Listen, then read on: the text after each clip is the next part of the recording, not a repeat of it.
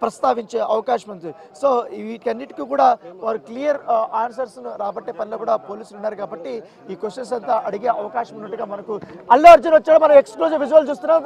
ఆయన దండం పెడుతున్నాడు, ఆయన అభివాదం చేసి వెళ్తున్నాడు, కారు ఎక్కుతున్నారు. తన అల్లు అర్జున్ వైపు స్నేహారెడ్డి కూడా తన పక్కనతో ఉంటాడు. తను బ్లాక్ డ్రెస్ వేసుకున్నాడు. ఇవాళ అల్లు అరవింద్తో కూడా మాట్లాడుతున్నారు. అల్లు అరవింద్తో దాంతోపాటు అల్లు అర్జున్ సంబంధించి వాళ్ళ మామ ఆయన కూడా కిందకు వస్తున్నాడు. ఆయన కూడా వేరే వెహికల్లో ఇక్కడి నుంచి వెళ్ళడానికి ప్రయత్నిస్తున్నారు. ఎక్కడ మనకు బన్నీ వాసు ఉన్నారు, అల్లు అరవింద్ ఉన్నారు, అల్లు అర్రా కూడా మనకు ఫ్రేమ్లో కూడా చాలా క్లియర్గా కనపడుతుంది. సో అల్లు అర్జున్ వెహికల్ ఎక్కాడు. సో తనతో పాటు అల్లు అరవింద్ కూడా వస్తున్న వెహికల్లో, అదే వెహికల్లో బన్నీ వాసు కూడా బయలుదేరుతున్నాడు. మనకు చాలా క్లియర్గా చూస్తున్నాము. సో విచారణకి అల్లు అర్జున్ హాజరవుతున్నాడు చాలా క్లియర్గా. ఇప్పటికే భారీ భద్రత మధ్య ఇప్పుడు ఆయన హాజరవుతున్నటువంటి విజువల్ మనం చాలా క్లియర్గా చూస్తున్నాం. ఆయన కారులో కూర్చున్నారు. మరి 2 నిమిషాల్లో ఆయన బయటకు వస్తున్నారు.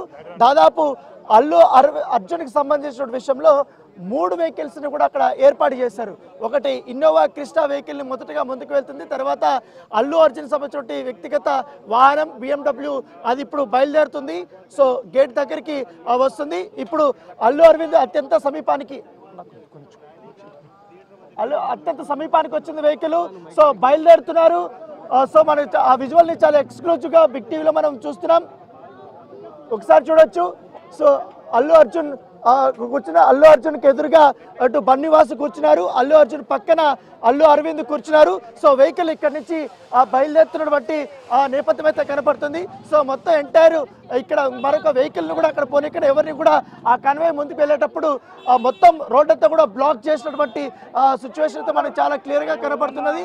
సో మొత్తం పోలీసులు అయితే ఎవరిని కూడా ఇక్కడి నుంచి పోనీయట్లేదు. సో మొత్తం పోలీసులంతా కూడా